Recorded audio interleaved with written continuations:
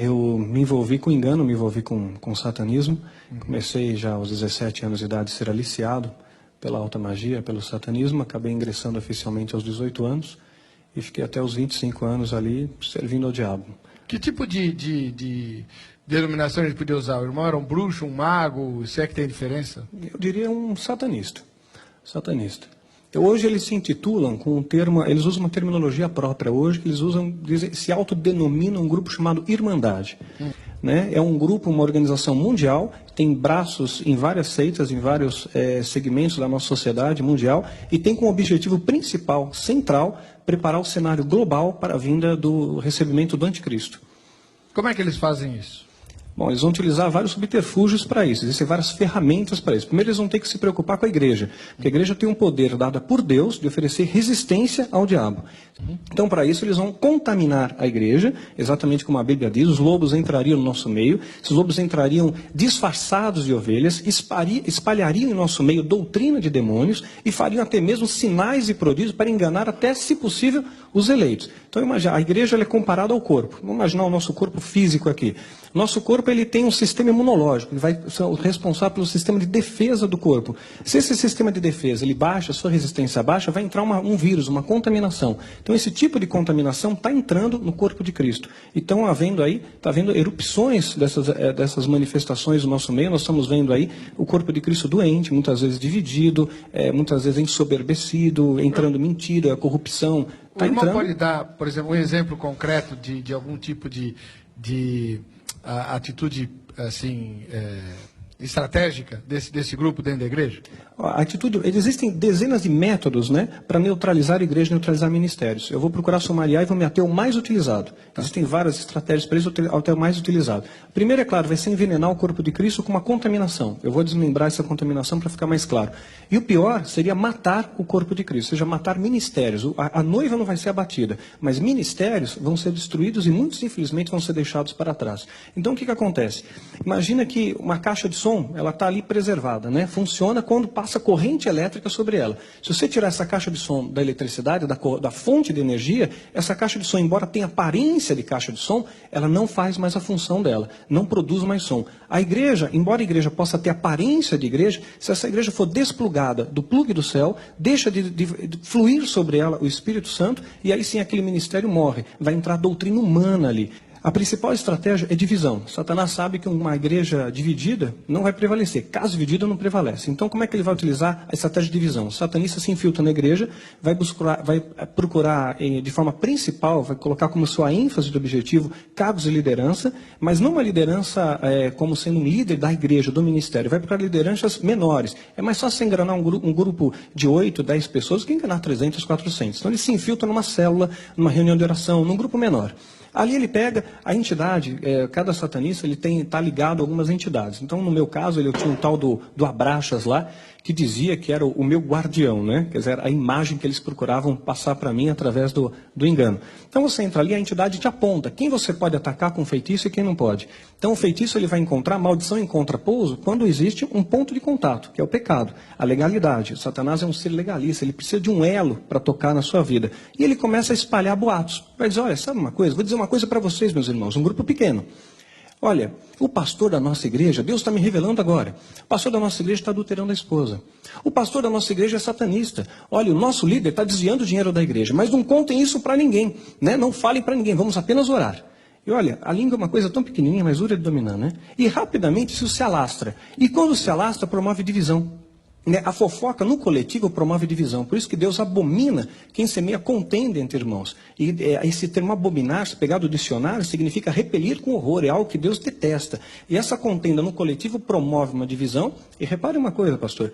Quando ocorre rebelião numa igreja, a divisão, quando ela é promovida por rebelião, é uma questão de tempo. Aquele ministério vai brigar entre eles de novo, racha outra vez, briga outra vez, racha. Isso que nós chamamos na batalha hereditária, na maldição, na batalha espiritual, de maldição hereditária. Aquela coisa vai se perpetuando debaixo de uma legalidade. Só tem uma maneira de reverter, pedir perdão para Deus e humildade, pedir perdão ao homem ali, né? Quando você fala que eles estão preparando a volta do anticristo, certamente eles não dão esse nome nem esse enfoque, né? Como é que eles trabalham os seus seguidores com relação a isso? Não, eles falam declaradamente, é o anticristo. Eles acreditam, eles vendem uma imagem distorcida, e o poder de persuasão de Satanás, ele é muito grande. Satanás é um ser extremamente inteligente. Muitas vezes nós temos a ideia que Satanás é um leão sem dentes, mas a Bíblia compara ele ao leão. Né? Diz que ele é como o leão, ele não é o leão, né? Mas ele se assemelha ao leão. O leão é um símbolo de poder. Queremos lembrar também que Satanás enganou até mesmo os anjos. Sim. Né? Arrastou a terça parte dos anjos. Então ele tem um poder de engano, de persuasão muito forte. Paulo, quando ele se remete a Satanás, a Bíblia, ele usa a terminologia as astutas ciladas do diabo. Então isso significa que nós estamos dando com um ser muito inteligente, com um poder de persuasão muito grande, e ele engana os seus seguidores de tal forma que eles acreditam que estão realmente desfrutando do melhor da terra. Então, na verdade, o inimigo ele entra num lugar onde ele sabe que vai ter espaço. Claro, à medida que você dá espaço, ele entra. Outra coisa, a gente sabe, Jesus disse que o anticristo ia aparecer. Sim, é fato. Quer dizer, não tem como evitar. Não adianta a igreja falar, não, nós não vamos permitir que o anticristo venha. Né? Não, isso não. Então, não vamos impedir isso. Por que é que precisa enfraquecer a igreja, já que o anticristo vai vir de qualquer jeito? Porque a igreja tem o poder de oferecer resistência. E quanto mais a igreja oferece resistência, mais o inferno é saqueado, mais vidas são restauradas, mais nomes são escritos no livro da vida. E Satanás não quer isso. Ele quer o poder de destruição total. Se dependesse somente dele, não tivesse nenhum objeto de resistência, ele ia causar destruição total. Então a igreja tem um poder muito importante em oferecer essa resistência. Agora, voltando a falar da estratégia dos filhos do fogo, o diabo não corre o risco de, ao mandar alguém infiltrar-se numa igreja, de essa pessoa acabar aceitando Jesus? Porque ele vai estar no meio da palavra de Deus, gente orando, gente louvando a Deus. Como é que é isso? Claro. Eu acho que até que eles devem ponderar esse risco calculado. Isso aconteceu comigo, graças a Deus, né? Ah, é? Como é que claro, foi? Eu me converti numa igreja evangélica. Eu namorava com uma moça, vou ter que sumariar também, estamos na televisão, né? Mas eu namorava com uma moça evangélica, né? E ela não sabia dos seus pais? Não sabia que eu tinha envolvimento com satanismo, com alta magia. E eu frequentava a igreja com eles.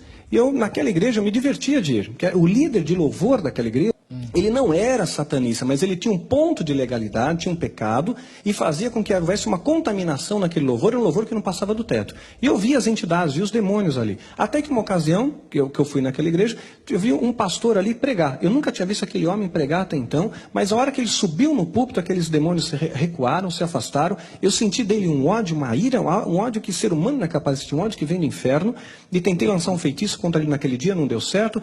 Noutra ocasião, aquela moça tentou marcar, a moça que namorava comigo, marcou um encontro, uma reunião com aquele pastor, eu fiz feitiços, encantamentos contra ele, a noite inteira, e pensei que ia matá-lo, né? No dia do encontro ele não foi, pensei que realmente ele tinha morrido, e aí marcamos 3 vezes esse encontro, né? As 3 vezes eu fiz encantamentos, feitiços, pedi mais ajuda de outros feiticeiros, e todas as vezes ele foi sendo preservado, foi acontecendo milagres, ele foi sendo preservado, né? Eu estou sumariando bastante, isso aí, quando eu conto no seminário é 40 minutos, aqui eu estou compactando, e até que eu realmente, ele acabou indo num desses encontros. Na última vez eu tinha certeza que o homem ia morrer, né? E quando ele apareceu, eu não conseguia nem olhar para ele. Era um homem cheio do poder do Espírito Santo, eu não sabia o que era isso, mas a impressão é que se eu olhasse para ele demais, se eu tocasse nele, eu ia cair por terra. Ele me levou para a sala dele, eu entrei primeiro, ele entra atrás de mim, tranca a porta a chave. Quando trancou a chave, eu falei, poxa, a coisa vai pegar para o meu lado aqui, né? Rapidamente olhei para a janela e vi grades na janela. Num cálculo rápido mental, descobri que eu tinha que emagrecer muito para passar por aquelas grades. E aqui eu falei, pastor, eu não quero mais falar com o senhor não, eu preciso ir embora. Né? E ele falou, olha, eu não vou falar com você não, filho. Você não quer conversar, não vou conversar, vou apenas orar por você. Impôs as mãos sobre minha cabeça, perdi a consciência, e foi uma guerra, foram 3 horas e meia ali. E... Ele sabia? Não sabia. Ele sabia apenas que alguma coisa estava de errado comigo. Tá. Quando ele orou, manifestou uma entidade e ali foi uma guerra. E quando eu saí de lá realmente renovado, transformado por Jesus. E a tua irmandade, não foi atrás de você? Claro que foi, até hoje. Ah, é? Não desistem, não. Existe Mudam risco, as estratégias, existe né? risco de vida para quem abandona a irmandade? Existe sim. Nós somos ameaçados e houve muitos atentados contra a minha vida, contra a minha pessoa, contra a minha família, que me fez já mudar de casa 3 vezes.